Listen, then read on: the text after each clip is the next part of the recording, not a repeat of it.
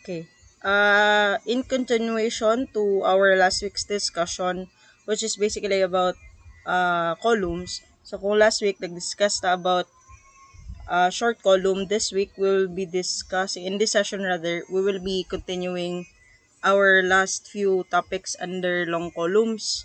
So let's define how do we distinguish or how do we classify long or slender columns.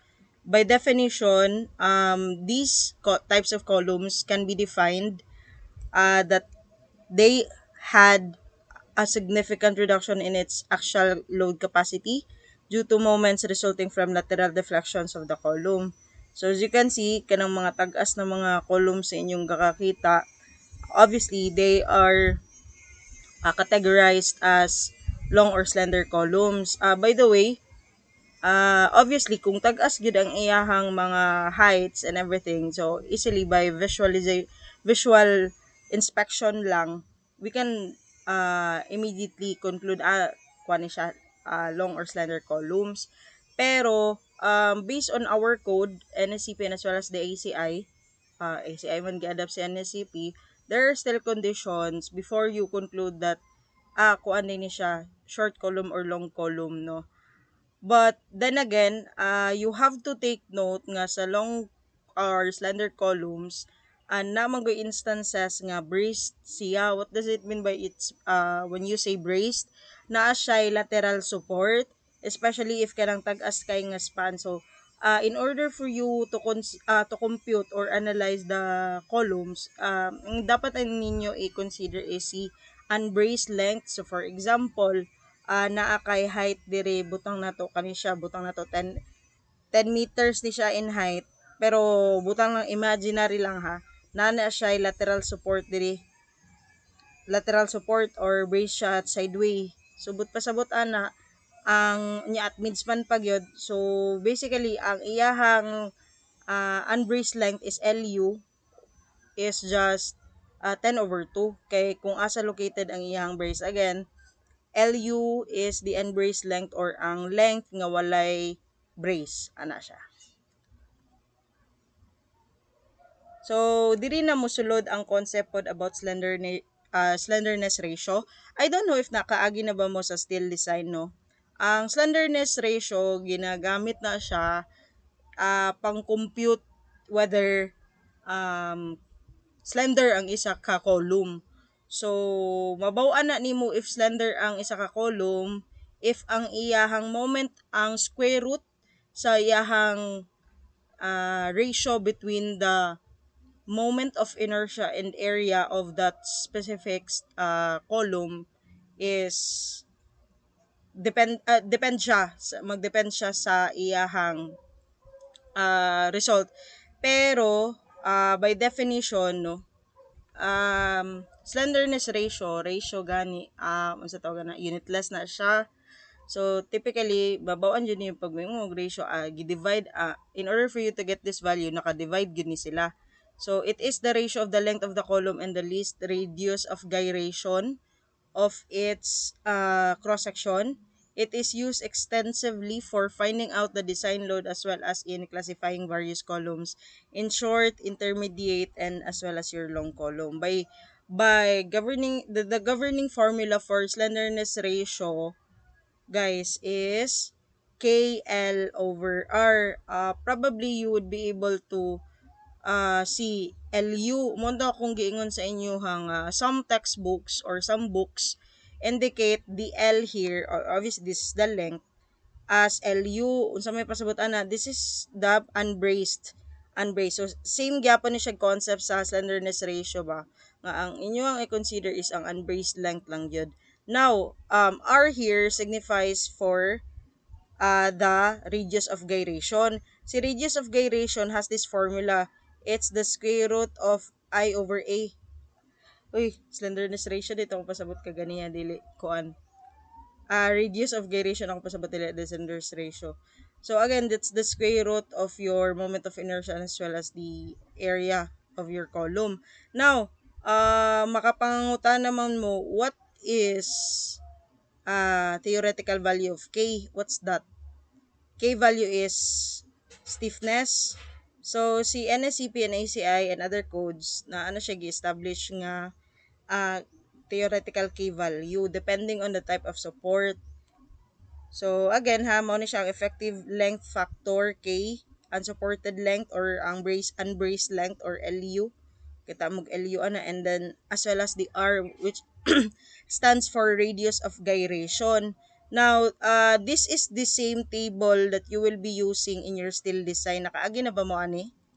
Sa steel design, no? Again, mao ni siya ang reference gihapon na it will be dependent on the type of support, whether it's pinned, it's fixed, it is pareha ni if the theoretical value, ah by the way, kanila nga portion ang atuang lantawon ha kay mura na ginagamit. So again, if butang na to, how do we, sa mga first time pa naka-encounter, o how do we use this table? If your support is fixed at both ends, so mo na siya fixed man daw ang rotation fixed and translation fixed. So kung fixed siya at both ends, from the bottom and then the top, so ang inyong theoretical value nga gamiton is 0.5 kani. Pero if the support on one end is fixed but the other one is rotation or kuha ni siya hinge support o na siya hinge, di ba? Dili na siya fix. So ang theoretical value nimo is 0.7.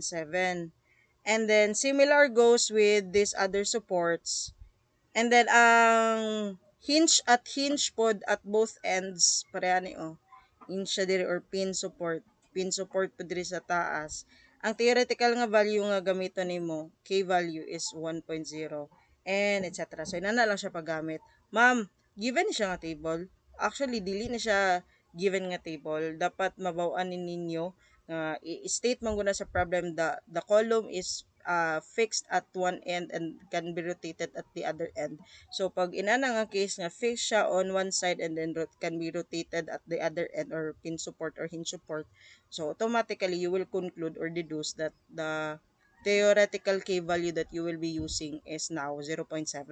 So inana na siya. So might as well, no, dili lang man gud po ni siya applicable sa atong klase sa RC, but you can also use this in your steel design. So dapat kabalo jud mo ani and maka-memorize mo ani. Okay, especially sa katong magkuha palag og steel design or wala pa kaagi ani. So ina na siya. So kani pud nga mga formula, kani siya. Steel design gyapon ni. Same ra gyapon ni siya sa inyong steel design. No, kana sila nga mga formula. Dili na siya applicable steel design, but applicable pod siya sa reinforced concrete. So let's go to the concept about amplification factor. It is a multiplier used to account for the effects of axial compression and bending moments on the behavior of a structural member. So mo ni siya ang mga diagram sa single and double curvature. So mo ni siya ang inyuhang mga timailhan whether a column is experiencing a single curvature, no? Wala, single curvature, kani siya double curvature, and kani siya single curvature. So may timaylan, mao na siya ang, so maklaro man yung single curvature kasi isa ra ka side, then double curvature. So ang reason manggod nga magamit tag amplification factor kay na mga instances, I mean CM dai equivalent moment factor kani po siya. Ang isa manggod, ang column manggod, you cannot justify nga same sila gaka-experience sa moments. For example, ang isa ka end ana niya sa ubos, dili ka makaingon nga same po na siya ga-experience nga moment at the top or in any point of the cross section sa imuhang column. So if ang case is ingon ana medyo maglisod ta or medyo complex ang atong analysis, so para play safe ta, si ACI and si NSCP gamit siya CM, nag-establish siya CM or the equivalent moment factor, wherein kana nga factor imong gamiton so that ma-equate nimo or ma-assume nimo nga uniform ang distribution sa moments all throughout the span sa imuhang column. Mao na siya ang purpose ana. Now, if atong sabton po ning mga values here, so sa single curvature daw siya, ang duha man ka single curvature. Sa first case of single curvature, na siya moments at top and na po siya moments at bottom. So if that's the case, ang M1 nimo is 1/2 of your M2 ra. So inana lang daw siya. So mo na siyang pasabot ani.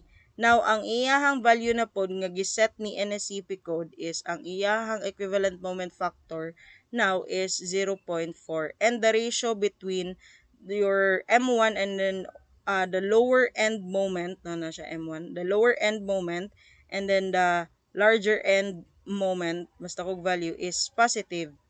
So mo ni siya ang imuhang timailhan, positive siya. Now diri pud ta sa isa ka case sa single curvature wherein imuhang one side lang sa support, which butang nato sa case na ani is nasa taas niya nakabutang ang moment. Basically it tells us, ang code tells us that the M1 is equated to 0.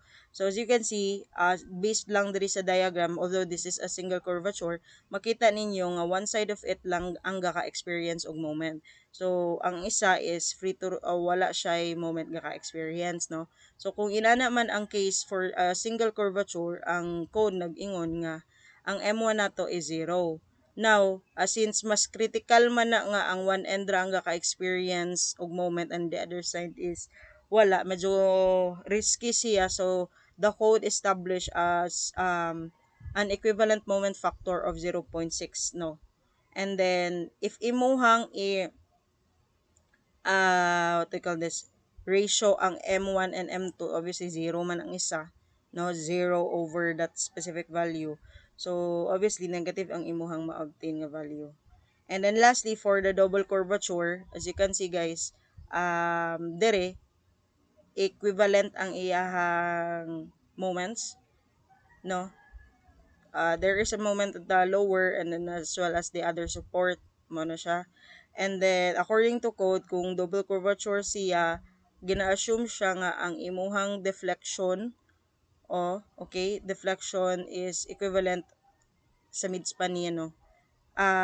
Ang zero moment at midspan. So equivalent siya both ends. So ana ang code, ang M1 ug M2 nimo is equal.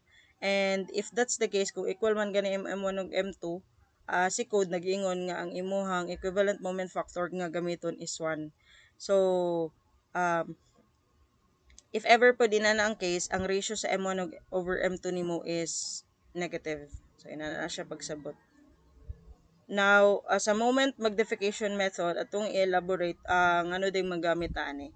So, this is vital especially when you are trying to determine the effects of the slenderness nga iyang i-consider or i-neglect ba nimo kay depende man gud if long column syempre consider, pero if short column i-neglect nimo whenever you are trying to design a column. Di ba natay first order analysis, napatay second order effects, no, analysis wherein ana ang p delta effect, which is katong na ay p delta katong na ay deflection, ay gamma man akong ka-drawing, sorry.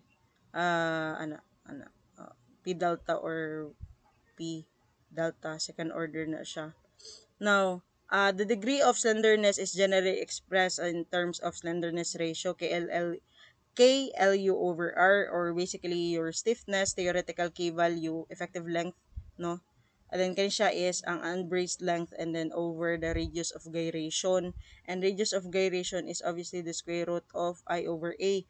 No, if you are to consider the effects of the slenderness nga small siya, then the columns can be categorized generally as a short column. And pwede nimo siya automatically nga mag-design na lang kag columns short columns mo na IPU is equals to 0.65, 0.80 and so on and so forth. Pero if they are categorized as a slender or long columns, the moment for which the column must be designed is increased or it is magnified. So generally, once the moment is magnified, the column is then designed using the increased moment. And here comes nga magamit na moment magnification nga portion. So obviously, if ang column is taas kayo, naa siya tendency nga mubakel, mabawog ba, mabend, inara siya. So this is an example of a buckling, no, nagbakel ang imuhang column. Now, natay mga equations as based on code on how do we identify nga ma'am paunsa may makabalo nga short column ba ni, or ma'am paunsa ba may makabalo if long column ba ni, na siya mga instances ana. So sa moment magnification method, let's check first the slenderness mo to kung gingon short ba ni long column ba ni. So si code nag-ingon nga makagamit ta ani nga formula kung braced against sideway and not braced against sideway. So, sa first case is for columns not braced against sideway, ang formula is if your slenderness ratio is less than or equal to 22. So, that's the time you would deduce that it is a short column. Again ha, this equation is the slenderness ratio, di ba? So, slenderness ratio, your SR, is what? Less than or equal to 22. That's the time that you can deduce that it's a short column. Pero if your slenderness ratio naman on the other hand is greater now to 22, so that's the time that you will be categorizing this as long column. Again, this is for columns not braced against sideways. So may pasabot ana, wala siya'y lateral support. So ina na lang yun siya. So, pag mayroon kag braced against sideways, so naa na siya'y support at midspan. Okay? Naa siya'y lateral support din na sa sarili midspan, pero typically sa midspan man naging mo ta. Na siya'y support dire. So, basically, mo na ni si LU guys. Mo ni si effective length, di ba? Mo na ni si LU.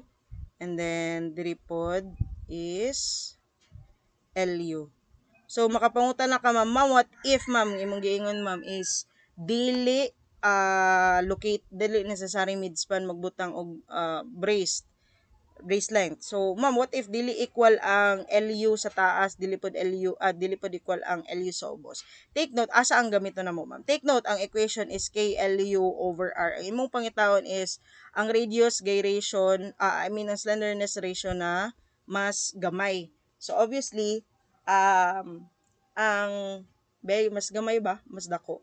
So depende gyapon sa problem day i-state naman po noon na, pero pag ang instances is slenderness ratio mas gamay, mas dako kay mas dako, ang mas taas ang span kay if inyong lang tawon ang equation dire be mas directly proportional man ang slenderness ratio ng LU here, so mas dako if you are intending to get a larger value, so mas dako nga length imuhang ipili kay ang SR is directly proportional man sa effective length. So, yun na siya.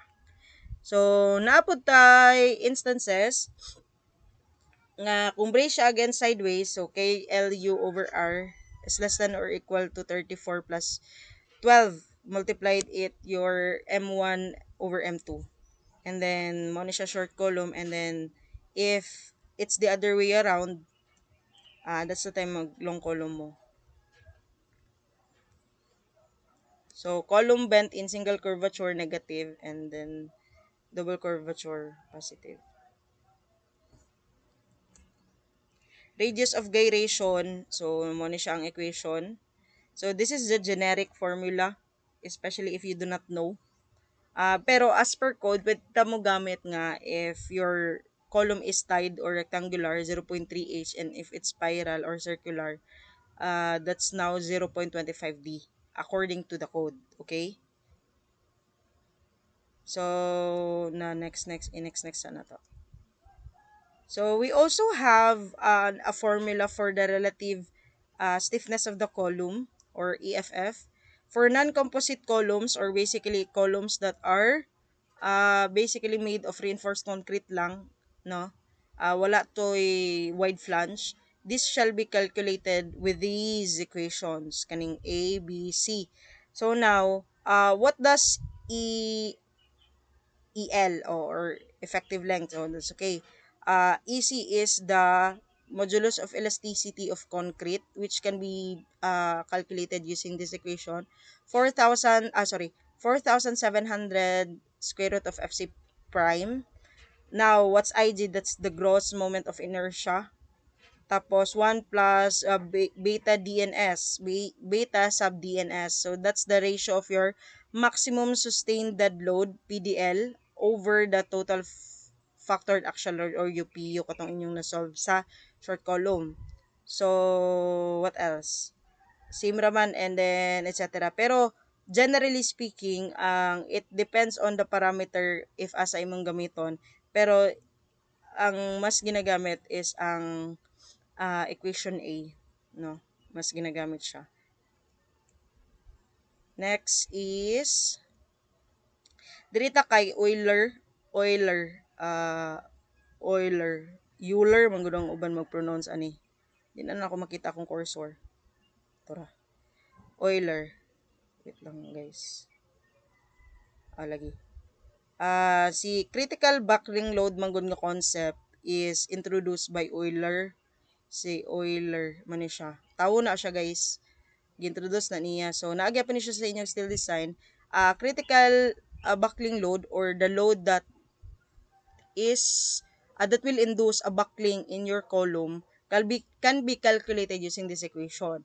PCR or PC is equals to square root pi squared EL effective or EA effective all over KLU squared. Take note ha, diri man gud usay ga kasayp ang mga students, both of the terms kaning K and then LU product of the stiffness and your LU should be squared. Ano siya? Relative stiffness over the flexural stiffness, K effective length factor, and then unsupported length. Non-sway frames moment magnification factor. This is the equation, the equivalent moment factor all over 1 minus PU over 0.75 or PCR or your PC or the Euler critical buckling load is greater than or equal to 1. And then take note that your equivalent moment factor can be obtained using this equation 0.6 minus 0.4 m1 over m2 for columns without transverse loads between supports. And then ang equivalent moment factor that you will be using is 1 uh, whenever your columns are having laods na noon. Wait lang. Whenever your wait lang, ako sa ni-edit kay malimot ko na.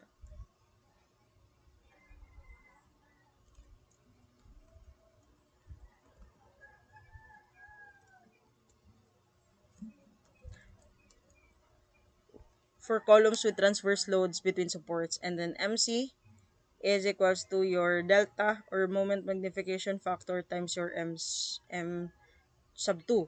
MC is the design moment of the column or the magnified moment, and then M2 is the larger factored end moment. And then let's go to check first the M sub 2. And then M2 minimum is PU quantity 15 plus 0.03H, which is generally your permitted nga height for tide column. And if your M2 is greater than M2 minimum, so you have to use your M2. Okay ra mo gamit. Pero if it's the case nga mas gamay si M2 kay M2 minimum, so dili siya okay. So dapat same ra gud concept sa minimum steel ratio, M2 gyapon gamiton nga minimum.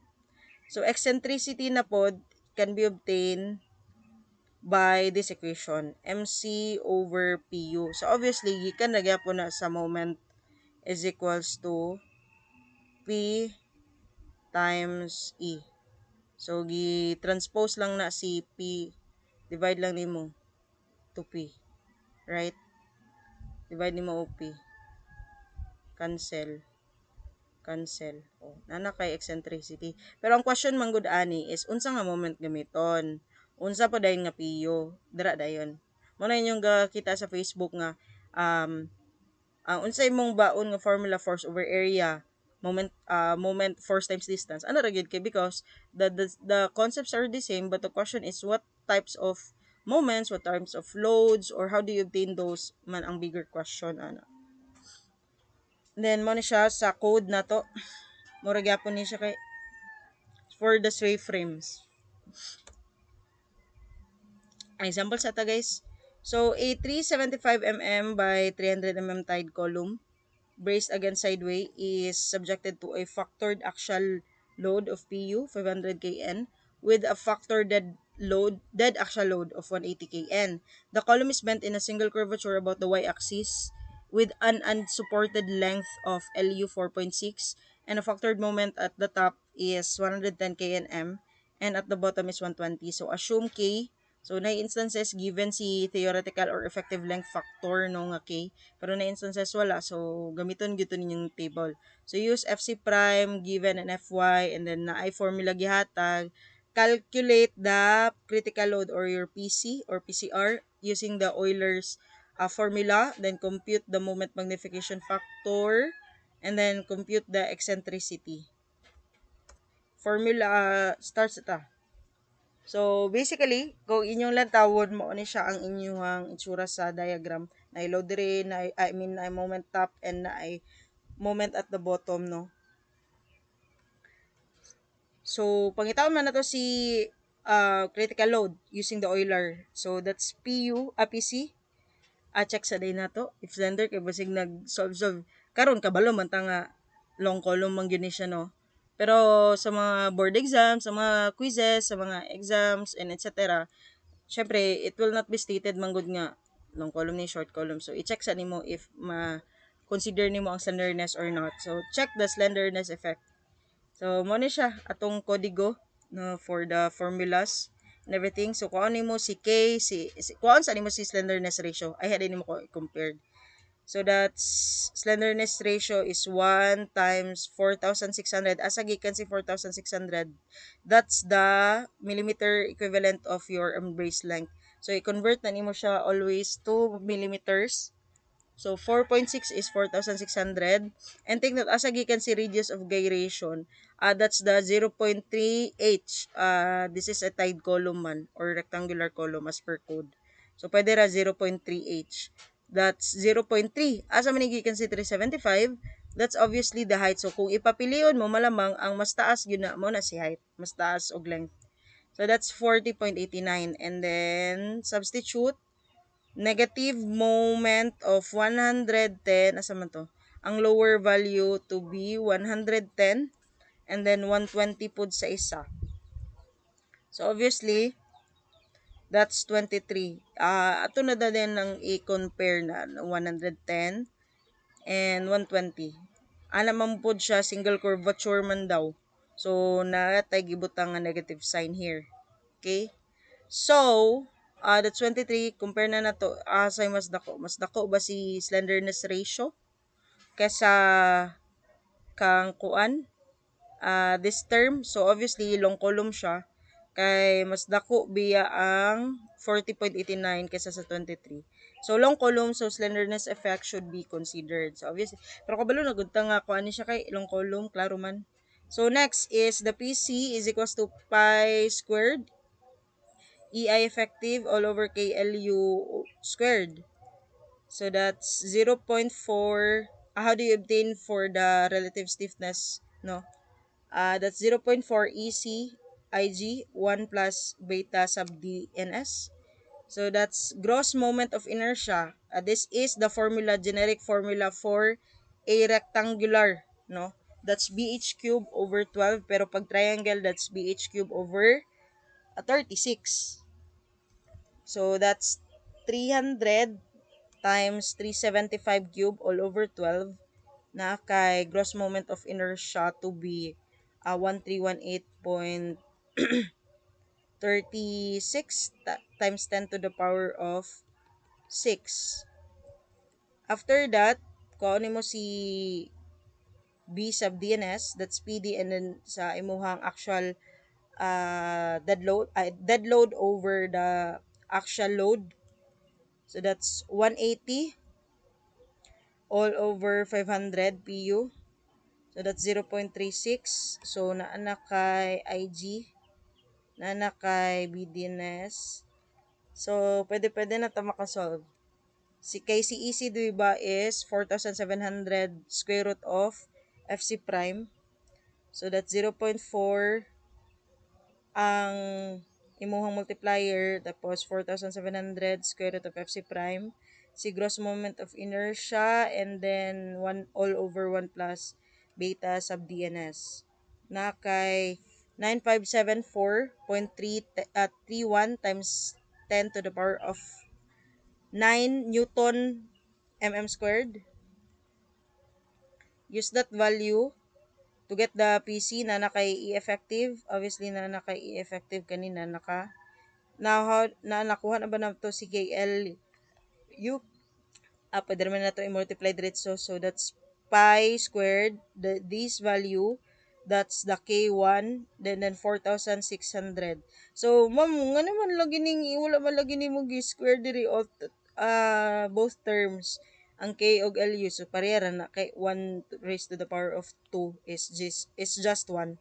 Parehara na siya. So, regardless if diri ko na gisulat or not. Pero, supposedly, dapat good outside na siya. Kay what if dili 1 ang imuhang effective length factor? Divide that to 1,000 para maka-KN ka. So, PC should be in the unit of kilonewton. So, that's 4465.72 and that's the final answer for the first problem. You know? After that, compute the moment magnification factor. So, morning equation. So, we already have the PCK na solve naman ni PU is already given. The CM now is can be obtained using this equation. 0.6 minus 0.4 M1 over M2.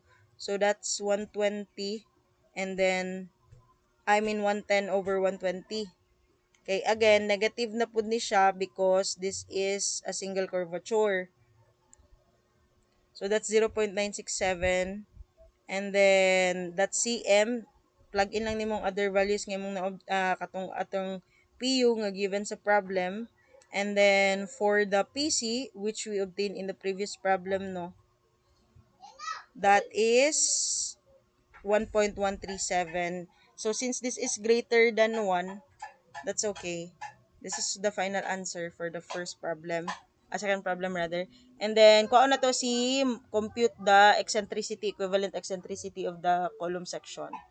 So, MC is equals to delta M sub 2. And then, check nimo again if mupasar siya sa M2 minimum. So, that's PU quantity 15 plus 0.03H. So, that's 500 multiplied to 15 plus 0.03 times 375 dividing mo 1,000 for easy navigation, no? So, that's 13.125 kNm. So, check na to si M2. Mas dako ragya hapon si M2 kay M2 minimum.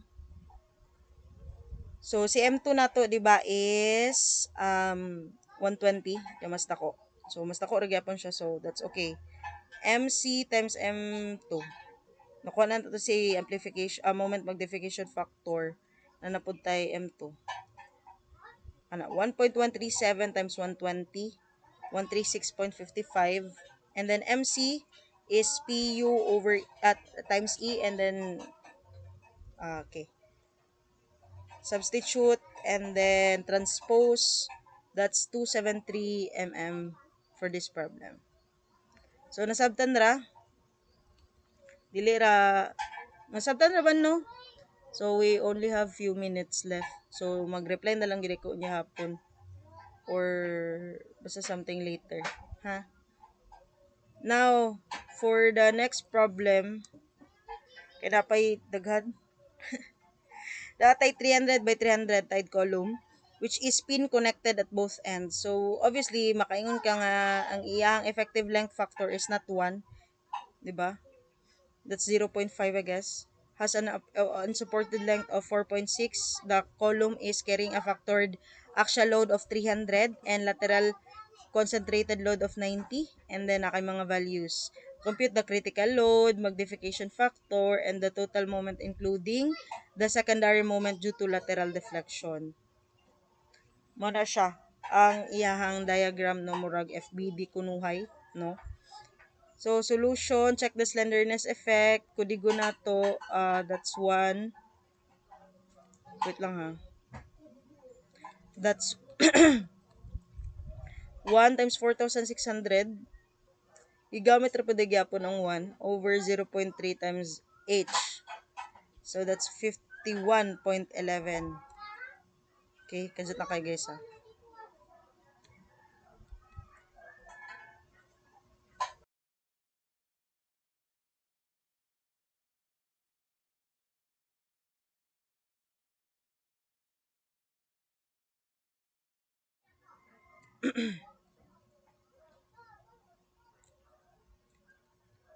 So that's 51.11. And then check mo ang other term. That's 34 plus 12 and then times 0 kay walay gihatag nga moment. That's 34. And then 34 is lesser than 51.11 which is your slenderness ratio. Long column gihapon. So for formalities na pero we already know that it's a long column. Hindi mo mag-solve anig under long column kung dili na siya long column. So what else? Critical load ra gyapon. EI kuha mo si EI. Same formula pero ang difference lang now is given na si beta sub DNS. So, kanina lang imong kwaon si moment of inertia nga IG. That's BH cube over 12. Ano siya? So, that's 675 E6. Substitute nimo, you will be able to obtain 5056.773 E9. Substitute gihapon nimo siya here. And this is now the final answer, 2358.682. Dali mo siya sabton. Dayon, compute the moment magnification factor. Na natay PC. Do we have PU na ay 300. Okay. CL, there is a transverse load. 1 over 1 minus 300. 0.75 imong nasab gani ang 2358.62. Nakay 1.204. Basta ko siya 1. Obviously, pwede ra. Then, lastly is compute the total moment including the secondary moment due to lateral deflection. Muna siya. Substitute take to ta. M2 is MU plus M2. So, ibalik, if imo na siya lang taon, na daw siya 90 at this portion. So, take note, this is, mura siya kung i-treat nimo na siya as beam ba. I-treat nimo as beam, kung hinge at supports. So, this is a concentrated load at the mid-span. So, the maximum moment at of a point load at mid-span in a simply supported beam is PL over 4, right? So, P is 90, L is 4.6, and then 4, all over 4. So, that's 103.50. So, I think na-upload na among gyapon ni naman may copy ang basic naman ang formula. So, that's 103.50. Multiply nimo sa multiplication factor. Naka MC nga 124.61. Mo na siya ang final answer. And I think this is now gonna be the last problem. I'll check.